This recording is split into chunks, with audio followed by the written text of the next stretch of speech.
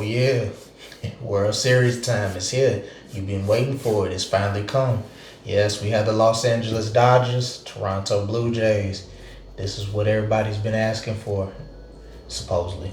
But yeah, we have the big bully on the block, big spender, Los Angeles Dodgers with the payroll of it's almost at it should be at $1 billion by now. It's up there. Y'all know the numbers. And then we got Toronto, a little bit of a spender, but they do have probably one of the best players, one of the best clutch players we've been seeing in baseball postseason in a long time. Vladimir Guerrero Jr. Put some respect on that man's name. So yes, these two teams will battle. Toronto got here, Game 7, beat Seattle. Tough battle, but they pulled it out. Dodgers, they had their way with Milwaukee. No pun intended, but they just overpowered a team that doesn't have the talent. I don't think it's really the payroll issue. They just didn't have the talent to deal with the Dodgers. It wasn't a good matchup for them. So here we are, World Series. And Game 1, we will have Ye Savage, the young sensation. He been doing his thing, came on late, and he is showing why he belongs on the roster and showing why he's probably going to be a consistent starter for this team. And then we do have Blake Snell, who is also, he's been on a tear this playoffs. It's really nothing you could do. 3-0, .86 ERA. That man hasn't given up a run. This man has been handling business. 28 strikeouts. That's what he's doing for you.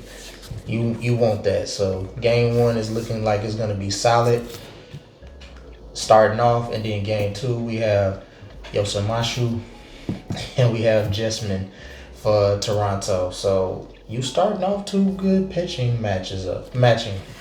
So with that being said, it's going to come down to something else. I think both of these teams had a pitching. Toronto gets Bo Bichette back. He's been missing all playoffs, and even with him being out, a .317 hitter, 18 home runs, this team is still recovered. Is Isaiah Kinsner. He's going back to the bench, but he has filled in really good in his role. I mean, he's done all that you could ask for him. He can't replace the .317 hitter, of course, but he's been consistent, getting on base, drawing walks, just being available to put himself in position to be on base. So Springer and Vladimir Guerrero, these guys can come in and drive in these runs. And the thing about Toronto is their bottom hitters, they wait you out, they get on base. They're not really home run hitters, but they know their place. They set themselves up to be on base. So these Springer, Lukes, Vladimir Guerrero, these guys can drive in these runs, and it's not empty home runs. Because yes, a home run is good, but you don't want a bunch of solo home runs. If you can get 2-3 home runs, in Vladimir's case, grand slams, you always want more people on base. That's the key. So yeah, they know their place and they play that to perfection. They don't do anything. They don't try to swing for the fences. They don't try to become the hero. They make sure they're on base. So the guys that do their type of work, have no problem. Dodgers, on the other hand, this is a World Series championship team from last year. Pretty much the same team with improvements, of course, but that core is there. And you have Ohtani. At some point, he's going to pitch in this series. They seem to be saving him for the back end of these series, but you're going to have to deal with him hitting-wise. And after 3 home runs in the closeout game against Milwaukee, hopefully he still got some of that in the tank, which I think he does. And Freddie, you have Mookie Betts. You just have guys that know what to do. They've been on they've been on teams, and they've been on this team in these deep playoff runs. So it's really not nothing that they've seen that'll make them flinch. And I think you're going to get the same Dodgers team that you've been getting all year. I mean, they pretty much at the end of the road, so I don't see them slacking. The Dodgers' problem is that they would take games off during the season because with all that talent, sometimes you just don't play to your capability. You just underestimate your opponent, but that has not happened this year. They did not underestimate anybody in these playoffs, and it is looking like they pretty much have had their way with everybody. I mean, the pitching has been there, the hitting has been there, and they haven't really played around like they was in the season. Because you would think a team like this would have 100+ wins, but they did not. But who knows? They could have been resting, psyching us out. You never know. Sometimes these teams know more than we do. So who do I have for this World Series? I'm gonna go with Toronto. I think it's just something with that team. It's hard to win in Toronto with that crowd. I think that crowd did a lot for them in game 6 and 7. But outside of that, guys just know they roll. And Vladimir, he's been on a tear. I really don't see them unless you walk him. Knock on wood, please don't, for entertainment purposes. Unless you walk him the whole series, I don't think you're gonna be able to pitch him out. I think he's gonna always be available. 8 out of 10, he's gonna hit the ball. 9 out of 10 is probably gonna be a home run if he gets a good pitch. He usually doesn't miss. And the thing about him in this playoff series, in the postseason, 2 strikeouts only. So hey, that's the thing. He's seen good pitching. It's not from lack of good pitching, but 2 strikeouts the whole playoffs. That's something special. That means that he knows where he can do and when he needs to do it. Sometimes you need a hit, sometimes you need a home run.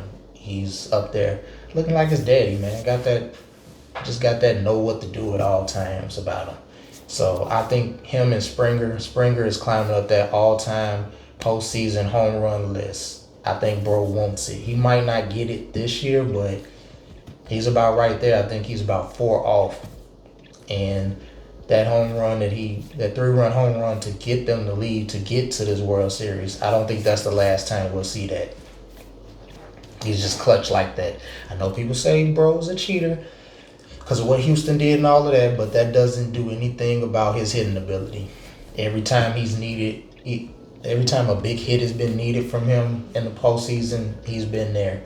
So that's just what he does. Them two right there, that's enough. And I think everybody else is going to come along for the ride. Bo Bichette, you would hope that he would strike hot, but he hasn't played in a minute, so you're going to have to see what you can get. But him being on the field, him being in that lineup makes you add another hitter, and you just have to be cautious of that. So I'm going to go with Toronto. I know Dodgers have all the money, resources into their pitching and hitting, but I just think that Toronto is going to find a way. They have just found a way. In ways that I didn't think they would. This team has really shown that they are built for the postseason, not just a second or, championship level team, but a World Series winning team. And I think they got it. I don't think the Dodgers going to lay down for them. Dodgers been on a roll, and they're going to have to get through Blake Snell, he's been dominant. It's just scary. Him, that's a lot, but hopefully you do decent. You might not have to see bro again. You never know. But I think it might go 7. I'm gonna go ahead and put 7 down. I think Toronto wins 4-3. They just find a way. It just seems like they get clutch hitting at the right time. And the Dodgers have been dominant, but they haven't played a team like Toronto yet. The Reds was a young up-and-coming team. Philly, they seem to go back and forth with Philly, but Philly just made some bad mistakes, and that kind of took them out, and they wasn't all the way healthy. And Milwaukee, they're not in the same caliber because it's just not the talent is there. It's just not there to compete with a team like the Dodgers. Not discrediting the Dodgers, but